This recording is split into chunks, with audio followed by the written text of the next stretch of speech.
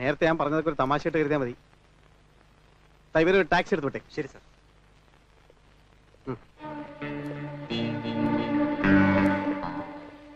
എന്താ ഇത്? സാർ ചോദിച്ചില്ലേ കോളേജിൽ കുത്തു നടന്നിട്ടും യുവമാരൊക്കെ എന്താ അറസ്റ്റ് ചെയ്യാത്തതെന്ന്? സാക്ഷികളില്ലെങ്കിൽ പോലും എനിക്ക് അറസ്റ്റ് ചെയ്യാമായിരുന്നു. പക്ഷേ ഈ നാട്ടിലെ നിയമങ്ങളുണ്ടല്ലോ, അത് വെറും ഓട്ടക്കലമാണ്. നീതി ചോർന്നു പോകാൻ പഴുതുകളിട്ടിരിക്കുന്ന ഓട്ടക്കലം. ഒരു കൂട്ടത്തല്ലിനിടയിൽ ഒരുവൻ കൊല്ലപ്പെട്ടാൽ ആരാണ് കുത്തിയതെന്ന് തെളിവുണ്ടാവില്ല. അതുകൊണ്ട് അർഹിക്കുന്ന ശിക്ഷ കൊടുക്കാൻ പ്രയാസമാണ്, പ്രത്യേകിച്ചും ശരിയായി സാക്ഷിയില്ലാത്ത സ്ഥിതിക്ക്. പ്ലാന്റ് മർഡറിന് ശിക്ഷ എന്താണെന്നറിയാമോ? തൂക്കിക്കൊല്ലുക. ഈ നാട്ടിലെ 90% കൂട്ടത്തല്ലുകളും കൊലകളും പ്ലാന്റ് ആണ്. അതിലൊക്കെ പ്രതികളെ ശിക്ഷിക്കാൻ ഈ നാട്ടിലെ നിയമത്തിന് കഴിഞ്ഞിരുന്നുവെങ്കിൽ ഇവിടെ തൂക്കുമരങ്ങൾ തികയില്ലായിരുന്നു. എന്നിട്ട് ഇവന്മാരൊക്കെ പിടിച്ച് അകത്തിട്ട് വല്ലതും ചെയ്യാന്ന് കരുതിയാ ഇപ്പൊ കണ്ടില്ലേ, മോളിൽ നിന്നൊരു ഫോൺ വരും വിട്ടേരെന്ന്. കാരണം എനിക്കറിയാം, രാഷ്ട്രീയക്കാരുടെ ചട്ടങ്ങളാണല്ലോ ഈ നാട്ടിലെ കോളേജ് വിദ്യാർത്ഥികൾ. എല്ലാ രാഷ്ട്രീയ പാർട്ടികളും നാളെ കുറിച്ച് ഭയമുള്ളവരാണ്. നാളത്തെ ഈ നാടിന്റെ സ്ഥിതിയെക്കുറിച്ചല്ല, നാളത്തെ അവരുടെ ഭരണ കസേരയെക്കുറിച്ച്. നാളത്തെ അവരുടെ ശക്തി കൂട്ടാൻ വേണ്ടിയാണ് വിദ്യാലയങ്ങൾക്കുള്ളിൽ യൂത്ത് വിങ്ങൾ എന്ന പേരിൽ രാഷ്ട്രീയത്തിന്റെ വിത്തുകൾ അവർ വിതയ്ക്കുന്നത്. യുവത്വത്തിന് ഒരു എടുത്തിയാട്ടമുണ്ടല്ലോ, അതിനെ ചൂഷണം ചെയ്യുകയാണ് ഈ പന്ന റാസ്കലുകൾ. കുട്ടിക്കൊരങ്ങനെ കൊണ്ട് ചൂട് ചോറ് വാരിക്കുക. എന്നിട്ട് ഈ രാഷ്ട്രീയത്തിന്റെ പേരും പറഞ്ഞ് ഈ കുട്ടി നേതാക്കന്മാർ ചെയ്തു കൂട്ടുന്നത് എന്തെന്നറിയാമോ? തമ്മിൽ തല്ലുക, വെട്ടുക, കുത്തുക, പബ്ലിക് പ്രോപ്പർട്ടീസ് നശിപ്പിക്കുക. They are not creating or constructing, they are destructing. ഇതിന്റെ ലാഭം തെരുവ് ഗുണ്ടകൾക്കും കോളേജ് ഗുണ്ടകൾക്കും നേതാക്കന്മാർക്കും പാർട്ടിക്കും. നഷ്ടം സാധാരണക്കാരായ പഠിക്കാൻ വേണ്ടി മാത്രം വരുന്ന കുട്ടികൾക്ക്. നേതാക്കന്മാരും കോളേജ് ഗുണ്ടകളും മാസ് കോപ്പിംഗ് നടത്തിയും മാർക്ക് ലിസ്റ്റ് തിരുത്തിയും ക്ലാസ്സോടെ ജയിക്കും. ഡോക്ടർമാരും എഞ്ചിനീയർമാരും ഭാവിയിലെ നേതാക്കന്മാരും ഒക്കെ ആയിത്തീരും. ഫോറിൻ കാറുകളിൽ ഞെളിഞ്ഞിരുന്ന് പോകുമ്പോൾ പണ്ട് ഇവന്മാരോടൊപ്പം ആവേശത്തോടെ മുദ്രാവാക്യം വിളിച്ച ബസിന്റെ ചില്ലുകൾ ഇവന്മാരോടൊപ്പം ആവേശത്തോടെ എറിഞ്ഞു തകർത്ത ആത്മസുഹൃത്തുക്കളായിരുന്ന സാധാരണക്കാർ അവശത കൊണ്ട് കരുവാളിച്ച മുഖവുമായി തെരുവിൽ നിൽക്കുന്നത് ആരും കാണില്ല. ഇതിനൊക്കെ ഞങ്ങൾ എന്ത് ചെയ്യണം മിസ്റ്റർ? എന്ത് പോക്കത്രം കാണിച്ച് ആര് അറസ്റ്റ് ചെയ്താലും അവരെല്ലാം ഓരോ പാർട്ടി പ്രവർത്തകരായിരിക്കും.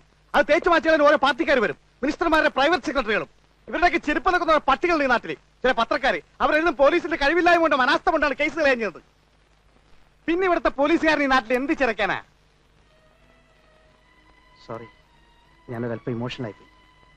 കാക്കിയിട്ട ഇമോഷൻസ് സെന്റിമെന്റ്സ് ഒന്നും പാടില്ലെന്നാ. പോലീസുകാരെന്നൊരു പേരേ ഉള്ളൂ. ശരിയായിട്ടുള്ള കള്ളന്മാര് ഞങ്ങളാ, ജീവിക്കാൻ വേണ്ടിയാ. സാർ ഇതിലെടുപ്പട്ടെ.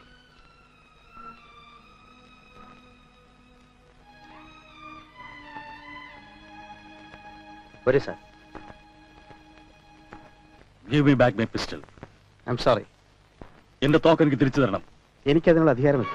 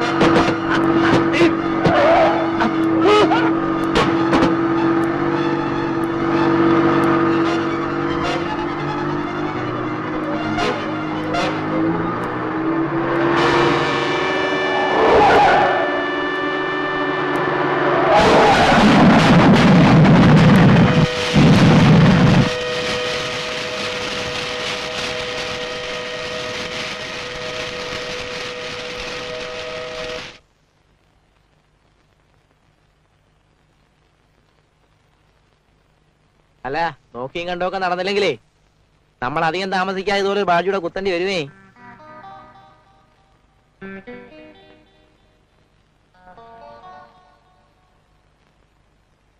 ഡോക്ടർ പറഞ്ഞത് 4-5 ദിവസം കൂടി കഴിഞ്ഞിട്ട് വീട്ടിൽ പോയാൽ മതിയെന്നാ. പക്ഷെ 3 ദിവസം കൂടി കഴിഞ്ഞാ ലക്ഷ്മി എടുത്ത പെണ്ണ് കാണാൻ ആള് വരും. അച്ഛന്റെ ഒരു കൂട്ടുകാരന്റെ ഇടപാടില്ല. സ്ത്രീധനം കൊടുക്കാൻ കാശില്ലാത്തോണ്ട് ഞാൻ വീട് കൊടുക്കാന്ന് പറഞ്ഞിട്ടുണ്ട്. എനിക്ക് വരാൻ പറ്റാത്തോണ്ട് മാഷ് അവിടെ ഉണ്ടാവണം. അനന്തൻ വിഷമിക്കണ്ട.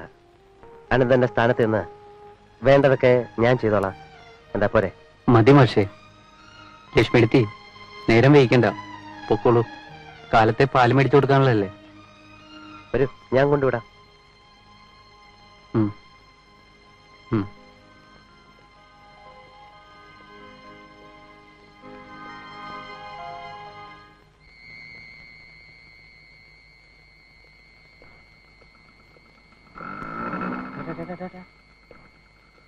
ആ പട്ടരുടെ പെങ്ങളും ചൂടൻ രാമേന്ദ്രനായിട്ട് എന്താണ് ഒരു ലൈൻ?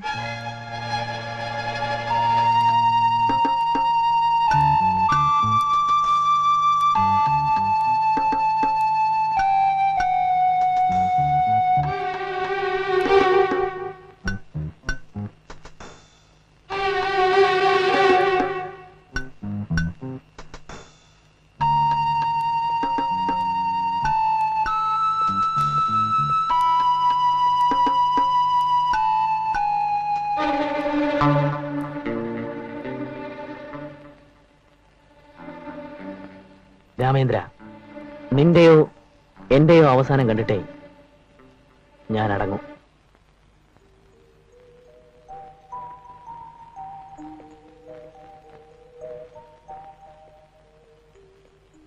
കക്ഷി വരുന്നുണ്ട്. ആഹാ, ഇയാളാണോ? അതൊന്ന് പൊതിഞ്ഞു.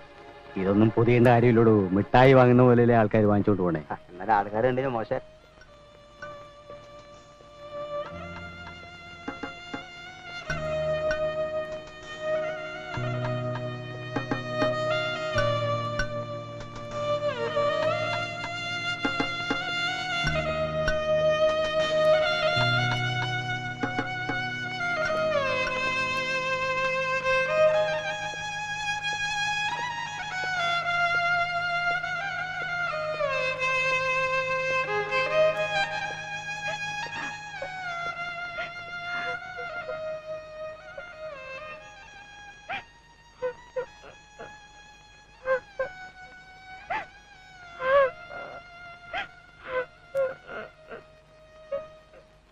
കാര്യം എന്താണെന്ന് എനിക്ക് മനസ്സിലായി.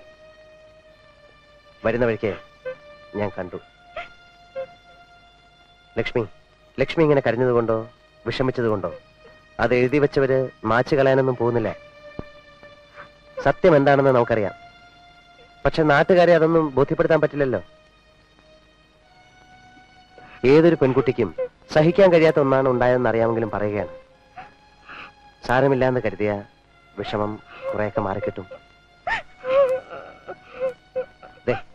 കരയണ്ട.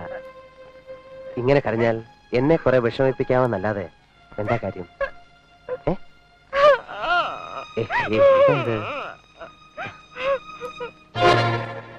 വരട്ടെ.